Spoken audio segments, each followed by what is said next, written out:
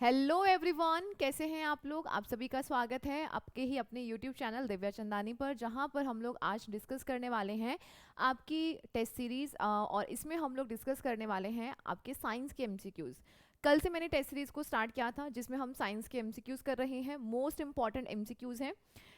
वनपाल के एग्जाम को देखते हुए आपका ये पैटर्न तैयार किया गया है कि वन रक्षक में कैसे क्वेश्चंस आ सकते हैं, और ये सेम क्वेश्चंस जो हैं या आपके रीट सीईटी इनके लिए भी मोस्ट इंपॉर्टेंट है। सो गाइज, अगर आप इनमें से रीट सीईटी की तैयारी भी कर रहे हैं देन आप इन क्वेश्चंस को फॉलो कर सकते हैं। तो चलिए हम स्टार्ट करते हैं बिना देरी किए हुए। देखिएगा, तो कल हमने ना 25 क्वेश्चन ही किए थे। एक्चुअली थोड़ा सा मेरा गला खराब हो रहा था, तो इस वजह से हम 45 तक कर लिए थे ना हमने। यस, हाँ, 45 तक कर लिए थे। उसके आगे हम लोग आज कंटिन्यू करने वाले हैं, और कोशिश यही है कि हम ज़्यादा से ज़्यादा क्वेश्चंस को कवर कर लें, ताकि कम समय में आपकी बहुत अच्छे से प्रैक्टिस हो जाए। और अभी वैसे भी वन रक्षक में ज़्यादा कोई टाइम बचा नहीं है, तो मुझे 500 क्वेश्चंस की मैंने इस सीरीज़ को स्टार्ट किया है, और मुझे मेरा ये है कि आपका वन रक्षक एग्ज़ाम होने से पहले पहले ये क्वेश्चंस मैं आपको 500 करवा दूंगी। Okay, don't worry. तो चलिए हम स्टार्ट करते हैं, और साथ ही इसका जो पीडीएफ है वो आपको मेरे Telegram channel Divya Chandani ma'am पर मिल जाएगा। कल और आज की जो पीडीएफ है वो मैं कंबाइन करके डाल दूंगी। ठीक है, ये आपको मेरे टेलीग्राम चैनल पर मिलेगा। और उसके साथ साथ अगर आपने इस चैनल को सब्सक्राइब नहीं किया है तो वो भी कर दीजिएगा। देखिए, निम्नलिखित में से किसका उपयोग रॉकेट प्रणोदक के रूप में इस्तेमाल नहीं किया जाता है, आपसे ये प्रश्न पूछा गया है। आपके पास ऑप्शंस हैं liquid hydrogen, liquid oxygen, kerosene oil या लिक्विड हाइड्रोजन। रॉकेट प्रणोदक यानी कि जो आपका रॉकेट प्रोपेलेंट है, मतलब एक तरीके से ईंधन में किसका इस्तेमाल नहीं किया जाता है। जब आपका रॉकेट चलता है तो उसमें आप किसका इस्तेमाल नहीं करते हैं, रॉकेट के प्रणोदक या ईंधन में। आप सिंपली अगर याद रखना चाहें इसको, तो ये आपका राइट आंसर होगा मिट्टी का तेल। मिट्टी का तेल हम नहीं इस्तेमाल करते हैं, हम हाइड्रोजन, लिक्विड ऑक्सीजन इनका इस्तेमाल करेंगे। लिक्विड हाइड्रोजन आपका फ्यूल है, ठीक है, ऑक्सीजन उसको जलाने के काम आएगा, और लिक्विड हाइड्रोजन जो है इसका इस्तेमाल भी करते हैं एज ए प्रोपेलेंट। ठीक है, नेक्स्ट देखो। पान ये अच्छा, ये थोड़ा सा मैं तभी सोचूं, ये आपका ना 26 है। मुझे तभी लगा कि मैंने कल 25 ही करवाए थे। ओके, चलिए नेक्स्ट देखिएगा। 27 नंबर क्वेश्चन है आपके पास। पानी से निकालने पर शेविंग ब्रश के शेविंग जो ब्रश है वो बाद में आपस में चिपक जाते हैं। शेविंग ब्रश है या फिर आपका पेंट का ब्रश है, जब आप उसको पानी से निकालते हैं तो आप देखते हैं कि वो चिपक से जाते हैं। ऐसा किस वजह से होता है? ऑप्शन है आपके पास सरफेस टेंशन, विस्कोसिटी, प्रत्यास्था या फिर घर्षण। इसका जो सही उत्तर है वो आपका रहेगा पृष्ठ तनाव, यानी कि सरफेस टेंशन। एक ऐसा फोर्स जो किसी भी वस्तु को कम से कम जगह घेरने के लिए कहता है या फोर्स करता है। ओके, फॉर एग्जाम्पल आपने देखा होगा कि पानी जब आप नीचे फर्श पे गिराते हैं, या पानी की जो बूंद होती है वो गोलाकार ही क्यों होती है? क्योंकि गोलाकार का जो शेप है वो कम से कम होगा, तो वो एरिया भी कम से कम घेरेगा। ठीक है, तो ध्यान रखिएगा, ये पृष्ठ तनाव की वजह से होता है कि शेविंग ब्रश जो है वो आपस में चिपक जाते हैं। बाल हम जब धोते हैं, गीले होते हैं, तो वो आपस में चिपक जाते हैं, और जैसे आप ड्राई होंगे तो उनका सरफेस एरिया बढ़ जाता है और बाल आपके मतलब बिखर जाते हैं, ठीक है, लहराने लग जाते हैं। वो इसी की वजह से होता है, क्योंकि पृष्ठ तनाव वहाँ पर कम हो जाता है। शांता या विस्कोसिटी क्या होता है? किसी भी लिक्विड का गाढ़ापन। अगर आप यहाँ पे कहना चाहें, आपके पास दो चीज़ें हैं, एक तो आपके पास केचप है या आप शहद ले लो, दूसरी तरफ आपके पास कोल्ड ड्रिंक है। तो आप दोनों में देखेंगे, अगर आप जैसे ही कोल्ड ड्रिंक को ऐसे करोगे तो कोल्ड ड्रिंक तो झट से नीचे गिरने लग जाएगी, और दूसरी तरफ अगर आप केचप को ऐसे करोगे या फिर शहद को, तो शहद बहुत धीरे धीरे गिरता है, क्योंकि उसका गाढ़ापन बहुत ज़्यादा है, उसका विस्कोसिटी बहुत ज़्यादा है। डन। प्रत्यास्था इलास्टिसिटी, किसी को भी प्रत्यास्थ या मोड़ने करने की जो क्षमता है वही। और फ्रिक्शन आप जानते हैं, घर्षण, ये भी एक फोर्स है जो एक संपर्क बल है। जैसे कि मुझे किसी वस्तु को खिसकाना है, तो उसको खिसकाने में जो मुझे जोर लग रहा है वो फ्रिक्शन की वजह से है, क्योंकि वो बल लग रहा है वो ईजिली उस वस्तु को वहाँ से हटने नहीं दे रहा है। तो राइट आंसर आपका रहेगा यहाँ पे 1 नंबर ऑप्शन आपका सही हो जाएगा। नेक्स्ट, रक्तचाप, लार आना, वमन यानी कि उल्टी इत्यादि जो अनैच्छिक, ये इनवॉलेंट्री एक्शंस हैं, आपके कंट्रोल में नहीं है, आप इनको कंट्रोल नहीं कर सकते हैं। तो आपको ये बताना है कि आपके ब्रेन का कौन सा भाग इसे कंट्रोल करता है। हमारे द्वारा कोई भी एक्शन, कोई भी क्रिया जो होती है वो सिर्फ ब्रेन, ये जो हमारा ब्रेन है ना, यही कंट्रोल करता है, आप अपनी तरफ से नहीं कंट्रोल करते हैं। ठीक है, तो आपको ये बताना है कि ये मतलब कि आपका जो ब्लड प्रेशर है, आपकी स्लाइवा आना, उल्टी वगैरह आना, ये सब ये आपके हाथ में नहीं है, इसी वजह से हमने इनको इनको बोला अनैच्छिक क्रियाएं। आपका हाथ हिलाना, दौड़ना, चलना वो ऐच्छिक क्रियाएं हैं, ठीक है। देखिएगा कौन कंट्रोल करता है, मध्य मस्तिष्क, मेडुला, हाइपोथैलेमस या प्रमस्तिष्क। तो इसका राइट आंसर होगा medulla, medulla oblongata, medulla oblongata, ठीक है, ये कंट्रोल करता है। राइट आंसर आपका सही हो जाएगा बी नंबर ऑप्शन। ध्यान रखिएगा जब भी किसी व्यक्ति को कोमा में चला जाता है, कोमा के समय, कोमा को जैविक मृत्यु कहा जाता है, उस समय पे आपके बॉडी के अंदर जैसे कि पाचन की क्रिया होना, श्वसन की क्रिया होना, आपका ब्लड सर्कुलेट होना, एक्सक्रीशन उत्सर्जन होना, ये सारी क्रियाएं होती रहती हैं और ये आपकी वाइटल रिएक्शंस हैं। तो अगर ये नहीं होंगे तो इंसान की डेथ हो जाएगी। इनको कंट्रोल करने का काम भी मेडुला का है। उसके अलावा आपको छींक आना, डकार आना और पलके वलके झपकना वो भी मेडुला करता है। ओके चलो, तो यहाँ पे ना कुछ चीज़ें मैं आपको और बता दूँ। हाइपोथैलेमस क्या काम करता है, हाइपोथैलेमस ना आपकी बॉडी में आपके इमोशंस, आपकी फीलिंग्स, आप किसी से लव करते हैं, हेट करते हैं, आपको भूख प्यास लगना, वो सारी चीज़ें भी आपका हाइपोथैलेमस कंट्रोल करता है। उसके अलावा आपकी बॉडी का टेम्परेचर भी कौन कंट्रोल करता है, हाइपोथैलेमस ही कंट्रोल करता है। इसी वजह से हम इसको थर्मोस्टेट भी कहते हैं। हम इसको क्या बोलते हैं, थर्मोस्टेट भी कहते हैं, क्योंकि अगर टेम्परेचर ज़्यादा हो जाएगा तो कम कर देगा, कम होगा तो ज़्यादा कर देगा। तो ये एक तरीके का जो हमारी बॉडी का बैलेंस टेम्परेचर है ना, वो आपको कमेंट सेक्शन में बताना है कि हमारे बॉडी का टेम्परेचर कितना होता है, डिग्री सेल्सियस, केल्विन और फारेनहाइट तीनों में बताना है, ठीक है। और प्रमस्तिष्क जो है जिसे आप सेरेब्रम कहते हैं, ये आपकी बॉडी का सबसे आगे वाला हिस्सा है, फोर ब्रेन का पार्ट है और ये सबसे डेवलप्ड पार्ट होता है, विकसित भाग होता है। आपकी मेमोरी, आपकी पेशेंस, आपका याददाश्त रखने की क्षमता, आपकी विल पावर, आपकी पर्सनैलिटी, आप जो भी कितने भी इंटेलिजेंट आप कितना याद कर पाते हैं, वो सारी चीज़ें आपका सेरेब्रम कंट्रोल करता है। ओके चलो नेक्स्ट आपके पास क्वेश्चन है, निम्नलिखित में से असुम्मिलित कौन कौन से रोग हैं, इनमें से कौन सा है जो कि मैच नहीं कर रहा है। फर्स्ट है प्लेग या इसको काली मौत संक्रमण भी कहा जाता है, संक्रमित चूहों और पिस्सू से होता है। सेकंड कहता है कुष्ठ जिसे आप लेप्रोसी कहते हैं, संक्रमित व्यक्ति और संक्रमित वस्तुओं से होता है। थर्ड टाइफाइड, दूषित जल और भोजन से। एंड फोर्थ है सिफिलिस, एडीज, इजिप्टाई, मच्छर से।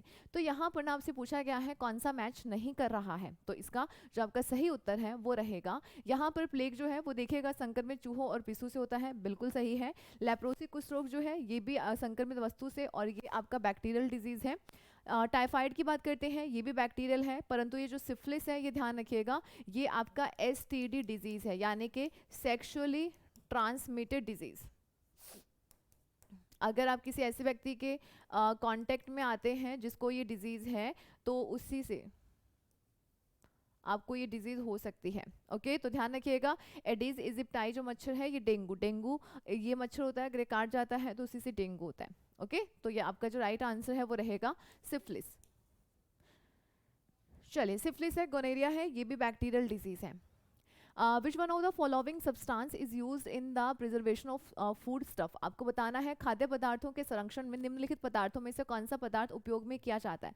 तो यहाँ पे एक चीज़ बहुत अच्छे से ध्यान रखिएगा कि हमारे जो डिब्बा बंद खाने आते हैं ना उनके अंदर, अब वो देखो कितने कितने समय तक चलते हैं ना, मतलब साल साल तक चल रहे हैं, 2-2 3-3 साल तक चल रहे हैं, ऐसा ख़राब क्यों नहीं। अगर वही चीज़ें हम घर में यूज़ करें तो जल्दी ख़राब हो जाती हैं, जैसे अचार वगैरह बहुत सारी चीज़ें हैं।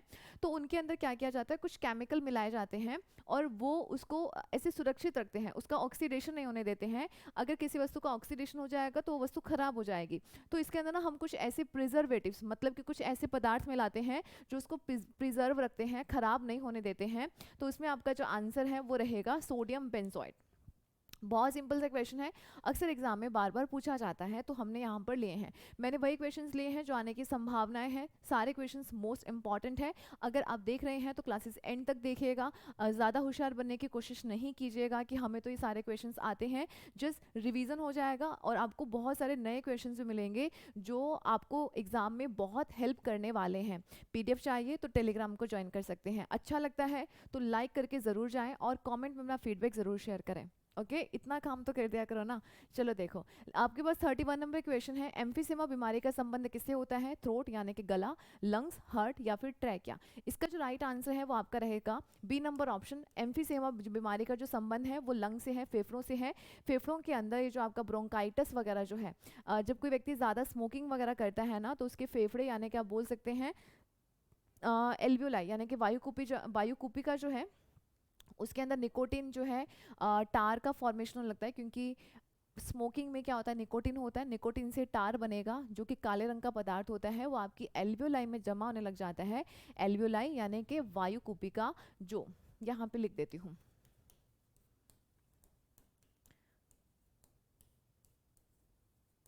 एल्वियोलाई। और ये जो है ना, ये आपके लंग्स की बेसिक यूनिट है, लंग्स की बेसिक यूनिट है। यानी कि जो आपका, आप ऑक्सीजन, आप जो सांस लेते हो ना, ऑक्सीजन इन करते हो, CO2 बाहर निकालते हो, वो इसी की वजह से यहीं से होता है। ठीक है, देखिएगा।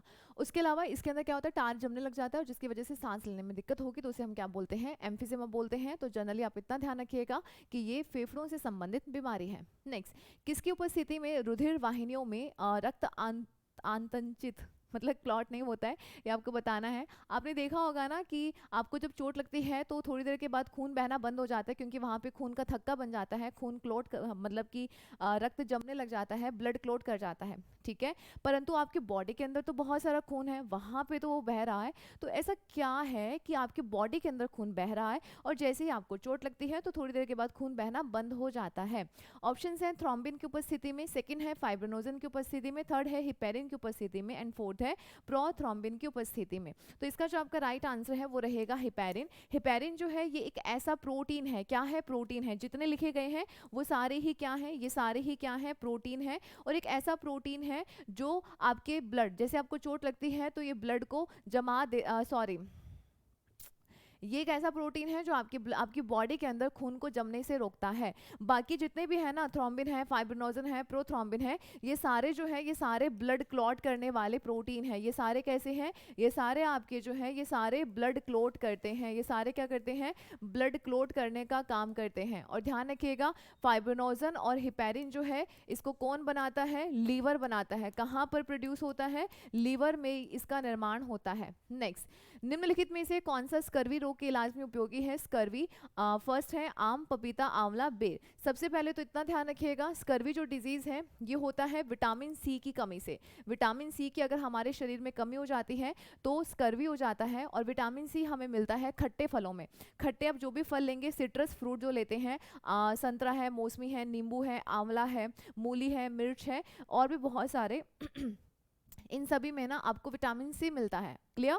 अब ध्यान आपको ये रखना है कि अब इनमें से देख लीजिएगा, आम, पपीता, आंवला, बेर। तो यहाँ पर आपका राइट आंसर होगा आंवला, क्योंकि विटामिन सी का बहुत अच्छा सोर्स है आंवला। Okay, next. नेक्स्ट है, सोने के गहनों की सतह को साफ करने के लिए इनमें से कौन सा केमिकल इस्तेमाल किया जाता है। अब देखिएगा कि आप जब देखते हैं गली में बहुत सारे लोग आते हैं कि सोना साफ करवा लो, आपके कोई भी सोने की कोई ज्वेलरी है, आभूषण है, कोई इयरिंग्स है, गले का हार है, तो आप उसको साफ करवा लो अगर वो गंदा हो गया है, और फ्री में कर देते हैं। तो हमें लगता है कि अरे वाह, फ्री में कर रहे हैं, करवा ही लेते हैं ना।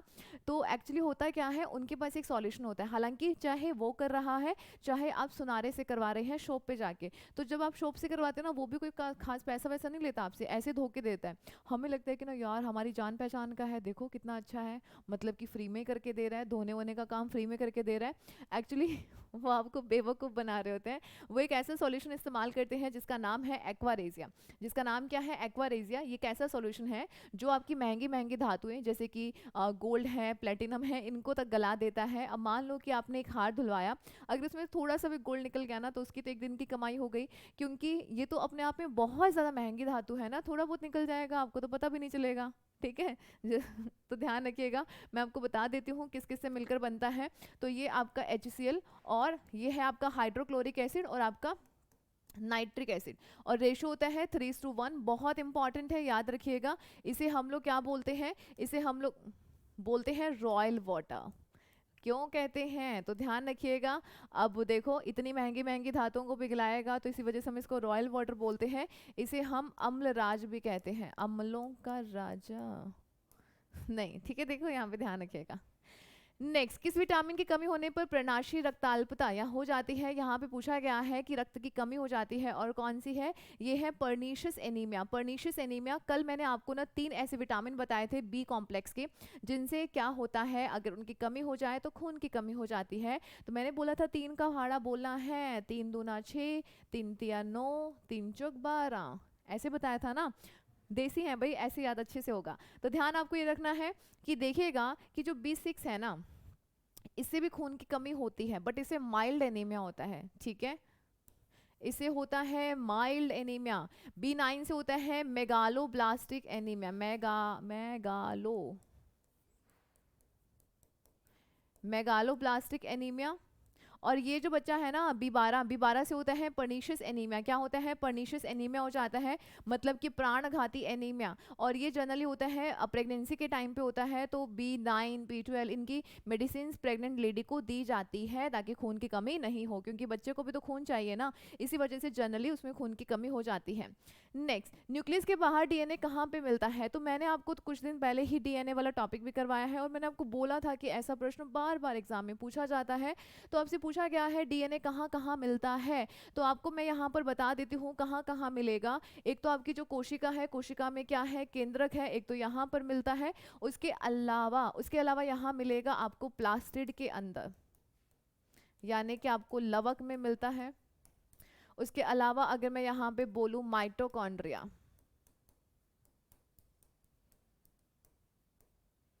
देख लो यहाँ पे क्या होगा आपका आंसर। तो राइट आंसर आपका क्या हो जाएगा? माइटोकॉन्ड्रिया। माइटोकॉन्ड्रिया के पास भी डीएनए होता है, प्लास्टिड जो लवक होते हैं उसके अंदर भी डीएनए होता है, और केंद्रक के पास तो होता ही है। तो आपका सी नंबर ऑप्शन यहाँ पे सही हो जाएगा। राइबोसोम क्या है? कोशिका की सबसे छोटी इकाई है जो प्रोटीन संश्लेषण का काम करती है। अंत्यप्रदवी जालिका जो है, इसी के ऊपर ही राइबोसोम उपस्थित होता है, और इसे हम कोशिका का कंकाल भी कहते हैं, अंत्यप्रदवी जालिका को। उसके अलावा जो गोल्जिकाएं है, जो भी राइबोसोम के द्वारा प्रोटीन बनाया जाता है, गोल्जिका उसको कलेक्ट करने का काम करता है। इसी वजह से हम इसको traffic police of the cell भी बोलते हैं, किसको? गोल्जिका को। नेक्स्ट, एक क्वेश्चन में आपके कम से कम 4 क्वेश्चन हो जाएंगे, तो हम 500 क्वेश्चन की बात कर रहे हैं ना, 4 गुना कर लो, इतने क्वेश्चन हो जाएंगे आपके जब हम ये 500 क्वेश्चन कंप्लीट करेंगे। What is the rearing of, आपको बताना है कि रेशम के कीड़ों के पालन को क्या कहा जाता है? फ्लोरिकल्चर, सेरिकल्चर, एपीकल्चर, बागवानी। तो आपका जो राइट आंसर है, ये बहुत बार एग्जाम में पूछा जाता है, तो राइट आंसर आपका होगा सेरिकल्चर। सेरिकल्चर आपका ये राइट रहेगा, क्योंकि रेशम कीट पालन को हम बोलते हैं सेरिकल्चर। फ्लोरिकल्चर में फूलों का उत्पादन किया जाएगा, एपीकल्चर मधुमक्खी पालन, बाकी तो आप नाम से समझ रहे हैं।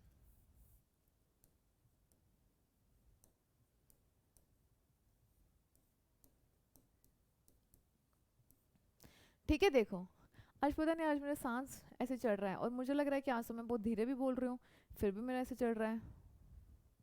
चलो देखो, आपको यहाँ पे क्वेश्चन है, श्वेत रक्त कणिकाओं सॉरी कोशिकाओं डब्ल्यूबीसी का मुख्य काम क्या है? डब्ल्यूबीसी जो है ना, ये हमारी बॉडी का डिफेंस सिस्टम है। ये हमारी बॉडी का क्या है? डिफेंस सिस्टम है। यानी कि अगर कोई भी बैक्टीरिया, कोई भी वायरस अगर आपकी बॉडी पे अटैक करता है, तो डब्ल्यूबीसी उससे लड़ाई करती है। ये हमारा बॉडी का डिफेंस है, हमारी बॉडी की पुलिस है, या हमारी बॉडी की फाइटर सेल्स हैं, जो आपको बीमारियां होने से बचाती हैं। तो क्या कहता है डब्ल्यूबीसी का काम क्या है? ऑक्सीजन पहुंचाना? नहीं, ये तो आरबीसी का काम है। कल हमने देखा था आरबीसी, और आरबीसी के पास क्या होता है? हीमोग्लोबिन होता है। रक्त का थक्का बनाना? नहीं, इसमें हमारा काम आती है प्लेटलेट्स। ठीक है, रक्त को लाल प्रदान करना, रंग प्रदान करना, इसका काम ये होता है आयरन का काम। तो ध्यान रखिएगा, संक्रमण से लड़ना, अगर कोई भी इन्फेक्शन हो रहा है तो उससे लड़ने का काम कौन करती है? डब्ल्यूबीसी करती है। और इसमें ध्यान रखिएगा, एंटीबॉडीज बनाने का काम कौन करती है? लिम्फोसाइट करती है, और वो भी कौन सी? B lymphocyte. कौन करेगी? B lymphocyte. Next, global warming के लिए जिम्मेदार गैस कौन सा है? ग्लोबल वार्मिंग यानी कि हमारे जो अर्थ का टेम्परेचर दिन ब दिन बढ़ रहा है, उसके लिए जिम्मेदार गैस कौन सी है? तो ये आपको बताना है। आपको बोला जाता है ना, आप ट्रैफिक थोड़ा सा जो भी आपके वाहन है, निजी वाहन है, आप उनका इस्तेमाल थोड़ा कम करें, पब्लिक ट्रांसपोर्ट का इस्तेमाल ज़्यादा करें, ताकि अगर आप अकेले सिंगल भी गाड़ी लेकर जाओगे तो पेट्रोल जलेगा, और उससे क्या होगा? गैस निकलेगी CO2 या फिर CO। ठीक है, जो कि हमारे इन्वायरमेंट के लिए बहुत ज़्यादा नुकसानदायक है। तो इसमें आपका जो राइट आंसर है वो रहेगा। अब यहाँ पर ना, जब आप देख रहे हैं कार्बन डाइऑक्साइड है, मिथेन, दोनों ही हैं, परंतु अगर हम यहाँ पे इनमें से करेक्ट आंसर अगर आपको चूज करना होगा, तो राइट आंसर आपका होगा CO2। CO2 जो है ये सबसे ज़्यादा रिस्पॉन्सिबल है, आपका मिथेन भी है। अगर मैं बात करूँ यहाँ पे CFC भी है, आपका N2O भी है, उसके अलावा ओजोन भी है, और H2O। मैम पानी पानी, हाँ जी, ये वाटर वेपर है। क्या है? ये वाष्प है। ये क्या है? जल वाष्प है। ये क्या है? जल वाष्प है। और ये तो सबसे डेंजर है, सबसे डेंजर है, सबसे डेंजर होता है ना। एक तो आपका गर्म पानी से हाथ जलना और एक भाप से हाथ जल जाना, कितना कष्टदायी होता है जब भाप से हाथ जलता है। तो ये वही है, बहुत ज़्यादा हीट होती है इसके अंदर। तो ये गर्म ही तो कर रही है हमारे एनवायरनमेंट को, हमारे पृथ्वी को। तो ये हमारी कौन सी है? ये ग्लोबल वार्मिंग वाली गैसेस हैं जो क्या कर रही हैं? पृथ्वी को गर्म कर रही हैं। और ध्यान रखिएगा, CO2 सबसे ज़्यादा रिस्पॉन्सिबल है। दिख रहा है ना सही से? हाँ। नेक्स्ट देखो, नेक्स्ट आपके पास, अब मैं थोड़ा सा बता देती हूँ, चलो डायग्राम आ गया तो हम देख लेते हैं। एक्चुअली क्या है, ये हमारा एटमॉस्फेयर है, सूर्य से आने वाली किरणें हैं। और क्या होता है कि जब बहुत ज़्यादा दिन में ना, आपने देखा होगा ना, दिन के कंपैरिजन में रात के समय पे ना थोड़ा सा गर्मी का फील हमें थोड़ा ज़्यादा होता है। अब ऐसा क्यों होता है? क्योंकि आपने देखा होगा, नोटिस किया होगा कि हमारे ये नोटिस आपने ये किया होगा कि शाम के समय पे आपको गर्मी थोड़ी ज़्यादा लगती है। अब ऐसा क्यों होता है ये मैं आपको बता देती हूँ। हमारा एनवायरनमेंट है, सुबह दिन के समय सूर्य से बहुत सारी किरणें आती हैं, बहुत सारी ऐसे इंफ्रारेड किरणें आती हैं जो आपको गर्मी देती हैं। आप जब धूप में खड़े होते हैं सूरज में, तो आपको जो गर्मी की अनुभूति होती है वो इंफ्रारेड किरणों की वजह से होती है, अवरक्त किरणों की वजह से होती है। तो क्या होता है कि जैसे जैसे हमारे यहाँ पे गाड़ियाँ वाड़ी चली, हम भी CO2 निकाल रहे हैं, गाड़ियाँ भी चल रही हैं, पेट्रोल जल रहा है, पता नहीं क्या क्या, मतलब कि पावर प्लांट जो है वो हमारे चल रहे हैं, तो CO2 का इमिशन बहुत ज़्यादा होता है। तो क्या होता है, जो CO2 वगैरह है ना, बाकी गैसेस जो है ये यहाँ पे बादल बना लेती हैं। ठीक है, इनकी बहुत सारी ऐसे कवरिंग हो गई। तो क्या होता है, शाम के टाइम पे जब ऐसे वापस रिफ्लेक्ट होना होता है ना किरणों को, तो ये रिफ्लेक्ट हो नहीं पाती हैं और यहीं पे नीचे रह जाती हैं। अब जिसकी वजह से क्या होता है, जिसकी वजह से हमारे यहाँ पे अर्थ का टेम्परेचर बढ़ने लग जाता है, क्योंकि वो जो रेडिएशन थी वो तो वापस जा ही नहीं पाई, इसी वजह से। अब जो आपने ग्रीन हाउस सुना है ना, ग्रीन हाउस गैसेज भी यही वाली हैं, ग्रीन हाउस या ग्लोबल वार्मिंग वाली। तो ध्यान रखिएगा, ये ग्रीन हाउस भी है और ग्लोबल वार्मिंग की भी है। क्लियर? ग्रीन हाउस में भी तो हम ऐसे ही करते हैं ना, सूर्य की जो रोशनी है, गर्मी है, उसको रख के रखते हैं, किसकी वजह से? अब ये इन्हीं कुछ गैसेज की सहायता से। नेक्स्ट देखो, रक्त समूह ओ नेगेटिव वाला व्यक्ति किस रक्त समूह के व्यक्तियों से रक्त ले सकता है? आपके पास ऑप्शंस हैं, ए पॉजिटिव, बी पॉजिटिव। सीधा सीधा सा आप ध्यान रखिएगा, जो नेगेटिव वाला होता है वो हमेशा नेगेटिव वाले से ही ले सकता है। और जब हम ओ की बात करते हैं, ओ जो है वो सिर्फ ओ से ही ले सकता है। अगर नेगेटिव वाला है तो वो सिर्फ नेगेटिव वाले से ही ले सकता है। आपका डी नंबर ऑप्शन सही हो जाएगा। अगर पॉजिटिव की बात आती तो ये ओ पॉजिटिव ओ नेगेटिव दोनों से ही ले सकता था। ठीक है, चलो नेक्स्ट देखिएगा। नेक्स्ट आपके पास यहाँ पे क्वेश्चन है कि एड्स के विषाणु किसे नष्ट कर देते हैं? एड्स के विषाणु, तो ध्यान रखिएगा, एड्स के जो विषाणु हैं वो हमारे इम्यूनिटी को खत्म कर देते हैं, जिसकी वजह से दूसरी डिजीज लग जाती है। और ध्यान रखिएगा, ये हमारे जो लिम्फोसाइट सेल्स होती हैं, लिम्फोसाइट क्या काम करती हैं? ये आपकी बॉडी में एंटीबॉडी बनाती हैं। अगर आपकी बॉडी में अगर एंटीबॉडीज ही नहीं होंगी तो कोई भी बैक्टीरिया वगैरह अगर अटैक करेगा तो एंटीबॉडीज तो है नहीं, तो लड़ नहीं पाएगा और वो डिजीज आपको हो जाती है। तो एड्स में यही होता है कि लिम्फोसाइट जो सेल्स हैं वो नष्ट हो जाती हैं। नेक्स्ट, इसका ध्यान रख लीजिएगा, एड्स का एक्वायर्ड इम्यूनो, थोड़ा सा बता ही देती हूँ।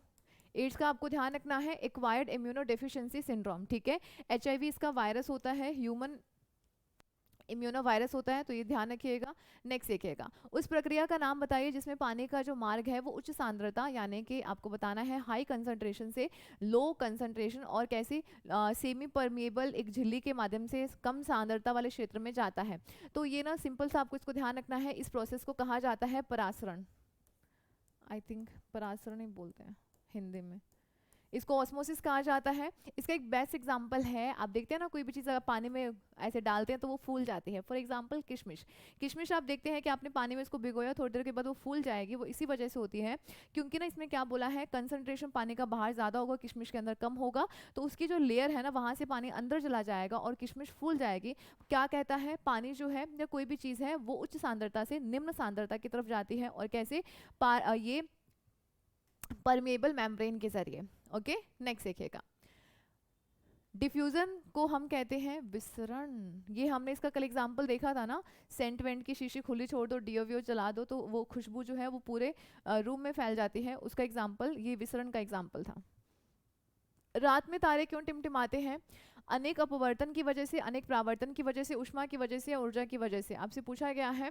अब देखो तारे बहुत ऊपर हैं, हम यहाँ पे हैं, तो हमारे बीच में बहुत सारे मीडियम्स होते हैं आपकी हीट को लेकर। आप जहाँ पे हैं वहाँ पे हीट थोड़ी ज़्यादा होगी, ऊपर थोड़ा कम हो जाएगी, फिर थोड़े कम, फिर थोड़े कम, फिर थोड़े कम, ऐसे ऐसे करके आपके बहुत सारे लेवल्स बन जाएंगे। इस तरीके से बहुत सारे मीडियम बन जाते हैं, तरल सॉरी सघन माध्यम, विरल माध्यम, सघन, विरल, कुछ इस तरीके से। तो जब भी हम दो माध्यम की बात करते हैं तो वहां पर क्या होता है, अपवर्तन होता है, बहुत अनेकों बार क्या होता है, अपवर्तन होता है। क्या होता है, अपवर्तन होता है। और इसी वजह से तारे आपको टिमटिमाते हुए दिखाई देते हैं। इसी वजह से जब पलके झपकाते हैं तो आपको टिमटिमाते हुए से दिखाई देंगे। राइट आंसर आपका होगा ए नंबर ऑप्शन, आपका बिल्कुल यहाँ पर सही हो जाएगा।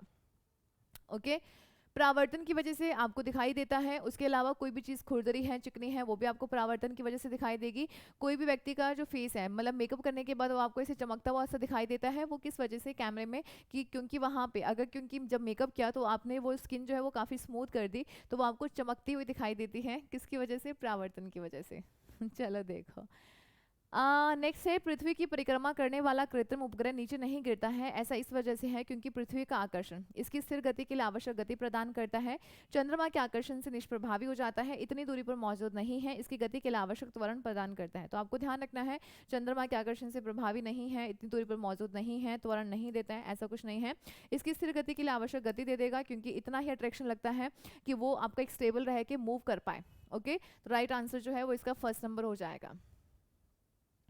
वैसे तो ये हो जाता है कि जो आकर्षण बल है पृथ्वी का और वो जो है वो उसके गुरुत्वाकर्षण के बराबर सा हो जाता है, तो वैसे राइट ये था, बट यहाँ पे ऐसा कुछ दिया हुआ नहीं है, तो ए नंबर ऑप्शन आपका सही हो जाएगा। निम्नलिखित में से कौन सा सेल प्रकाश ऊर्जा को विद्युत ऊर्जा में बदलता है, प्राथमिक, द्वितीयक, फोटोवोल्टिक सेल या रासायनिक सेल।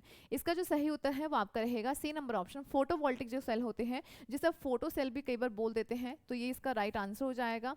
अगर आपके पास ये ऑप्शन नहीं है, सोर्स सेल है, तो वो भी आप आंसर कर सकते हैं। तो अगर दोनों ही हैं तो भी आपको आंसर क्या करना है, फोटो सेल करना है, क्योंकि जो सोर्स सेल है वो फोटोवोल्टिक जो आपका ये टेक्निक होती है इसी पे ही काम करता है और प्रकाश ऊर्जा को विद्युत ऊर्जा में बदलता है। क्लियर। नेक्स्ट देखो, प्राथमिक सेल वो होते हैं जिनको आप यूज करते हैं, फेंक देते हैं ना, जो नॉर्मली आप घड़ी बड़ी में इस्तेमाल करते हैं। सेकेंडरी सेल वो होते हैं जो आप चार्ज कर सकते हैं, जिनको फिर से, जैसे बैटरी खत्म हुई फिर से उसको रिचार्ज कर लिया। जो हम लोग माइक में इस्तेमाल करते हैं सेल, वो कैसे हैं, सेकेंडरी है, क्योंकि हम उनको फिर से रिचार्ज कर लेते हैं, मतलब कि हमने एक डिवाइस से पर्टिकुलर आती है उसमें रखा और वो रिचार्ज हो जाता है, मतलब चार्ज हो जाता है। ठीक है। और रासायनिक सेल ये आपका आप ऐसा बोल सकते हैं कि ये केमिकल एनर्जी को विद्युत एनर्जी में बदल देता है। वो डिपेंड करेगा पर्टिकुलर कहाँ पे आप इसको किस तरीके से यूज कर रहे हैं।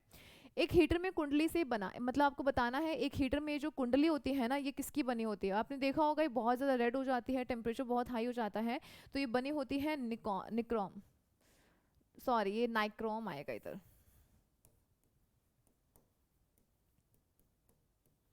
ठीक है, नाइक्रोम आएगा, निकल और क्रोमियम से बनी होती है। फर्स्ट नंबर ऑप्शन आपका सही हो जाएगा, निकल और क्रोमियम। निकल और क्रोमियम अगर दोनों साथ में दे ऐसे, अदरवाइज एक ही नाम आता है नाइक्रोम, नाइक्रोम से बनी होती है। नेक्स्ट, रॉकेट निम्नलिखित में से किस सिद्धांत पे काम करता है, आपको ध्यान रखना है। अवोगाद्रो की अवधारणा, ऊर्जा संरक्षण, बर्नौली की प्रमेय या फिर संवेग संरक्षण। रॉकेट, रॉकेट का ये पूछा है कि जब आप उसमें फ्यूल जलाते हैं ना, तो वो एकदम से थ्रस्ट लगता है पृथ्वी से नीचे और वैसे एकदम से ऊपर की तरफ जाता है। तो ये जो थ्रस्ट लगा ना पृथ्वी से, क्योंकि जब उसमें फ्यूल जला तो उसने फ्यूल जलने से किस पे फोर्स लगाया, अर्थ पे लगाया, और अर्थ जो है वो इस रॉकेट पे लगाती है। कैसा हुआ, एक्शन रिएक्शन। ध्यान रखिएगा ये जो सिद्धांत है वो होता है संवेग संरक्षण का सिद्धांत। तो डी नंबर ऑप्शन आपका बिल्कुल सही हो जाएगा। संरक्षण का मतलब होता है जितना पहले था बाद में भी उतना ही होता है। ठीक है, मतलब चेंज नहीं होता है, ना तो ज्यादा होगा और ना ही कम होगा। जैसे आपने ऊर्जा संरक्षण का सिद्धांत पढ़ा है ना, कि ऊर्जा संरक्षण ये कहता है ना तो आप ऊर्जा को उत्पन्न कर सकते हैं, ना ही आप नष्ट कर सकते हैं, ना तो आप क्रिएट कर सकते हैं और ना ही डिस्ट्रॉय कर सकते हैं, बस एक फॉर्म से यानी कि एक रूप से दूसरे रूप में बदल सकते हैं, तो उसे आप बोलते हैं ऊर्जा संरक्षण का सिद्धांत। ऐसे ही आपका होता है संवेग संरक्षण का सिद्धांत, यानी कि जब आपका रॉकेट चल रहा था उस समय पे जो संवेग था बाद में भी उसका संवेग उतना ही होता है, ये होता है संवेग संरक्षण का सिद्धांत। और रॉकेट जो है वो इसी सिद्धांत पर काम करता है। अवोगाद्रो की अवधारणा जो है ये आपके केमिस्ट्री में होती है। जो भी आपके मॉलिक्यूल्स एटम्स हैं तो उनका नंबर जानने के लिए कि किसके अंदर उनकी संख्या कितनी है, उसके लिए हम अवोगाद्रो संख्या का इस्तेमाल करते हैं। ओके, बर्नौली की जो प्रमेय है ये आपके प्रेशर से संबंधित है। नेक्स्ट, एक स्वस्थ मनुष्य के शरीर का ताप कितना होता है, चलो, ये क्वेश्चन आ ही गया। वैसे मैंने आपसे पूछा था कि आपको कमेंट सेक्शन में इसका आंसर करना है। 40 degree Celsius, 10 degree Fahrenheit, 80 degree Celsius या फिर नन ऑफ दिस। इसका जो राइट आंसर है वो आपका है D number option, none of this. यहाँ पर भी आंसर नहीं दिया गया है, तो आपको बताना है बॉडी का टेम्परेचर कितना होता है। आपको केल्विन में भी बताना है, क्योंकि तीनों में पूछ लिया जाता है। डिग्री सेंटीग्रेड में बताना है और डिग्री फ़ारेनहाइट में भी बताना है। ये आपके लिए क्वेश्चन है, ये आपका होमवर्क है, तो आपको इसका आंसर करना है कमेंट सेक्शन में। और राइट आंसर जो है वो मैं कमेंट सेक्शन में ही पिन कर दूंगी। क्लियर? अगर हम लोग भूल भी गए तो मैं वहां पे ही आपका चेक करके वहां पे जो भी राइट आंसर होगा वो मैं पिन कर दूंगी। नेक्स्ट, यहाँ पे क्वेश्चन है, भारत ने कुछ दशकों की अवधि में उपग्रह प्रक्षेपण यान विकसित किए। आपको बताना है ABCD के विकास का सही क्रम, यानी कि पहले कौन सा यान था, बाद में कौन सा आया, बाद में कौन सा आया, कुछ इस तरीके से। तो आपको यहाँ पे ध्यान रखना है, सबसे पहले आपका SLV आया था, फिर आपका ASLV था, फिर आपका PSLV था और फिर आपका GSLV था। 3, फिर 2, फिर 1, फिर 4। आपका राइट आंसर हो जाएगा सी नंबर ऑप्शन, आपका सही हो जाएगा। फुल फॉर्म इनके हम देख लेते हैं।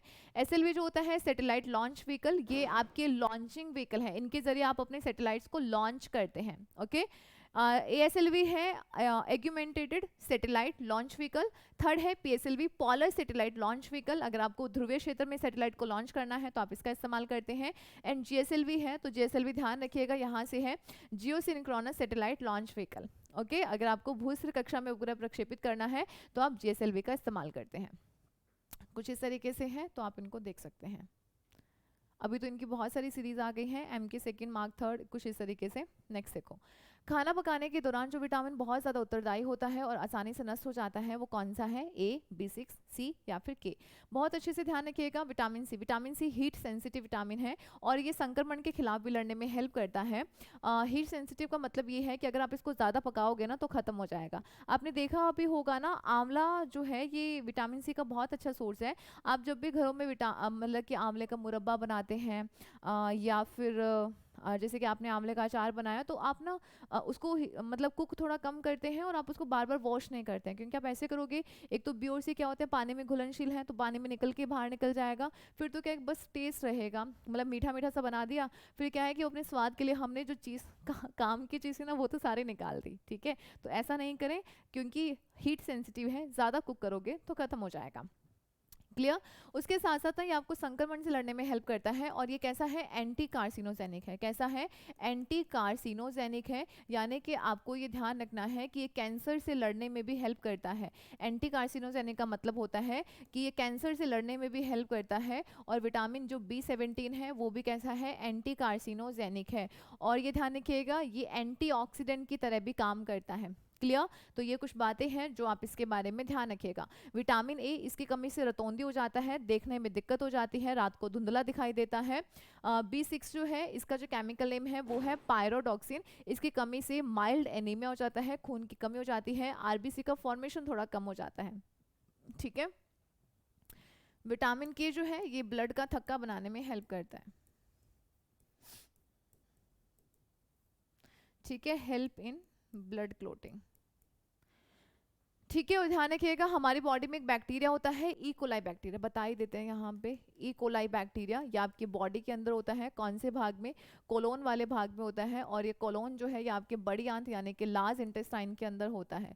क्लियर? और ये आपके दो विटामिन बनाता है, एक तो बनाता है B12 और विटामिन K। ये हमारे साथ सिम्बायोटिक रिलेशन में रहता है। कैसे रिलेशन में रहता है? सिम्बायोटिक रिलेशन में रहता है, मतलब हम इसको फ़ायदा पहुंचाते हैं और ये हमें फ़ायदा पहुंचाता है। इसे हम लोग बोलते हैं रिलेशन। ठीक है, इसे हम बोलते हैं सहजीवी संबंध। ओके, नेक्स्ट देखो।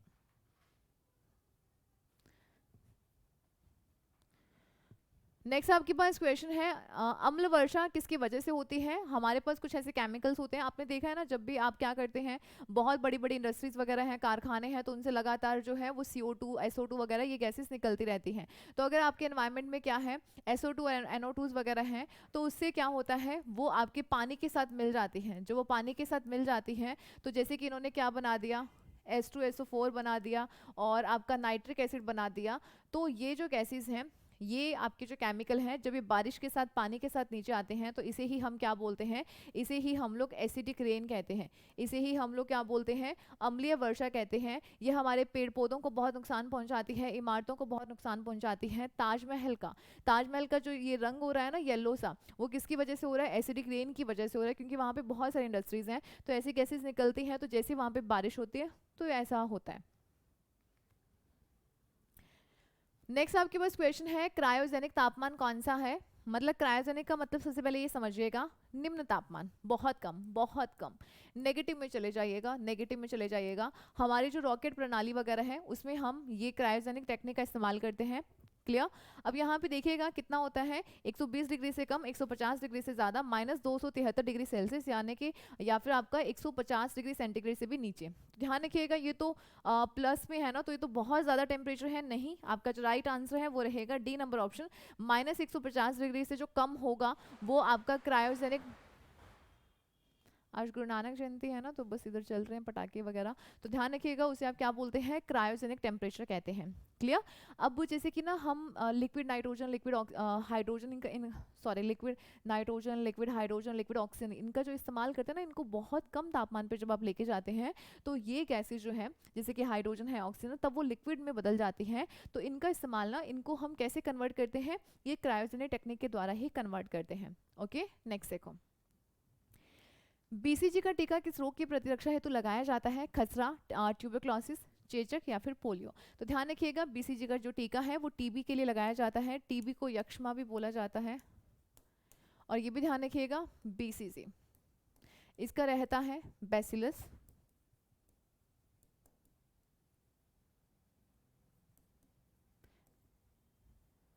Calamity, Guérin. ठीक है। अब यहाँ पे एक चीज ध्यान रखिएगा, बैसिलस कैलेमिटी ग्यूरिन ये साइंटिस्ट के नाम पे रखा गया है। और ये जो टीका है ना, ये बच्चे को बचपन में ही, जैसे बच्चा पैदा होता है उसके बाद इसको लगा दिया जाता है टीबी का। और ध्यान रखिएगा टीबी का है। और कई बार इनकी फुल फॉर्म पूछ ली जाती है। उसके अलावा आपसे ना ऐसे भी पूछ लिया जाएगा कि जैसे कि अभी पूछा है कि बीसीजी का टीका किसके लिए लगाया जाता है, तो टीबी के लिए लगाया जाएगा। उसके अलावा ये आपका एक बैक्टीरियल डिजीज है, जीवाणु के द्वारा ये रोग होता है। और बाकी आप देखेंगे चेचक है, पोलियो है, खसरा है, ये सारे आपके वायरस के थ्रू होने वाली बीमारियां हैं, यानी कि विषाणु के द्वारा बीमारियां होती हैं।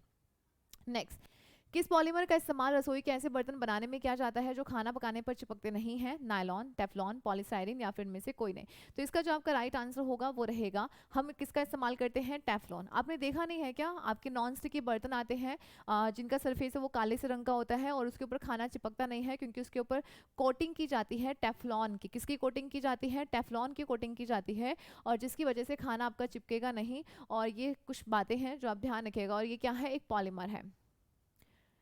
आपको नेक्स्ट क्वेश्चन 54 56 नहीं 54 55 हुआ ना, कौन सा युग में सुमेलित नहीं है। एक तरफ आपको यहाँ पर इंस्ट्रूमेंट दिए गए हैं और दूसरा कहा गया है कि कौन किसमें ऊर्जा का रूपांतरण करता है। क्योंकि मैंने आपको क्या बोला था, ना तो आप ऊर्जा को क्रिएट कर सकते हैं ना ही नष्ट कर सकते हैं, बस आप एक रूप से दूसरे रूप में बदल सकते हैं। क्लियर। तो ध्यान रखिएगा, माइक्रोफोन क्या काम करता है, ध्वनि ऊर्जा का विद्युत ऊर्जा में कन्वर्ट करता है। लाउड स्पीकर विद्युत ऊर्जा को ध्वनि ऊर्जा में बदलता है। डायनेमो यांत्रिक का विद्युत में बदलता है। एंड सितार ध्वनि ऊर्जा का यांत्रिक ऊर्जा में बदलता है। तो देखिएगा इसका जो आपका राइट आंसर है, कौन सा मैच नहीं कर रहा है, तो डी नंबर ऑप्शन। साइंस के क्वेश्चंस अच्छे लग रहे हैं तो लाइक कर दीजिएगा, दोस्तों के साथ शेयर कर दीजिएगा। पहली बार आ रहे हैं तो चैनल को सब्सक्राइब कर दीजिएगा। ओके देखिएगा, माइक्रोफोन, आपके पास फोन होता है ना, तो फोन में क्या होता है कि माइक्रोफोन होता है जिसके जरिए आप साउंड देते हैं और वो आपका कन्वर्ट करता है इलेक्ट्रिकल एनर्जी में और फिर सामने वाले को सुनाई देता है स्पीकर के जरिए। ठीक है, तो ये तो आपका बिल्कुल सही है। लाउड स्पीकर क्या काम करता है, आप उसको इलेक्ट्रिसिटी दोगे ना, आप उसका प्लग लगाओगे और फिर क्या होगा, वो आपको साउंड देगा, तो विद्युत ऊर्जा का ध्वनि ऊर्जा में रूपांतरण करेगा। बिल्कुल सही है।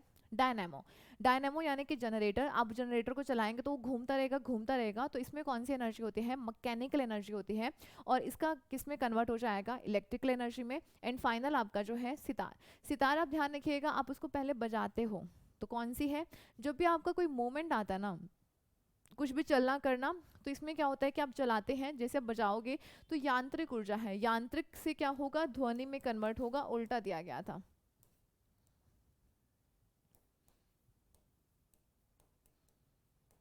ठीक है, ये होता। तो राइट आंसर आपका रहेगा ये वाला, ये मैच नहीं कर रहा है। Next, nano plug, just a minute.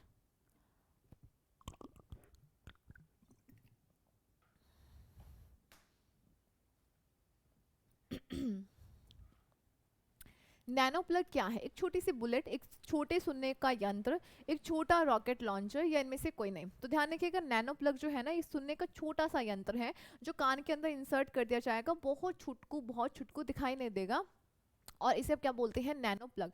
Nano technology का इस्तेमाल करते हुए बनाया गया है, और नैनो टेक्नोलॉजी से हम बहुत सारे, मतलब बहुत सारे रिसर्च चल रहे हैं, और बहुत कुछ इसको हमने इसके क्षेत्र में बहुत कुछ काम भी कर लिया है। ठीक है, जब मैं आपको पढ़ाऊंगी तो वहाँ पे पढ़ना। नेक्स्ट सीखिएगा, कुछ इस तरीके का डिवाइस है जो आपके कान में लग जाएगा, जिसको अगर सुनने में दिक्कत होती है तो ये इस्तेमाल कर सकते हैं। नेक्स्ट, जीवों में आनुवांशिक लक्षण संतान में ले जाए जाते हैं राइबोसोम के द्वारा, क्रोमोसोम के द्वारा, प्लाज्मा या लाइसोसोम के द्वारा। तो ध्यान रखिएगा, इसका राइट आंसर होगा क्रोमोसोम, यानी कि गुणसूत्र। और इन गुणसूत्रों पर ही क्या होते हैं? Gene, gene, gene. और उन्हीं जीनों में क्या होते हैं? लक्षण। और ये किसका पार्ट होते हैं? ये सारे पार्ट हैं डीएनए के। क्लियर? तो राइट आंसर आपका होगा बी नंबर ऑप्शन। लाइसोसोम को आत्मघाती थैली कहते हैं, कोशिका की आत्मघाती थैली, यानी कि सुसाइडल बैग।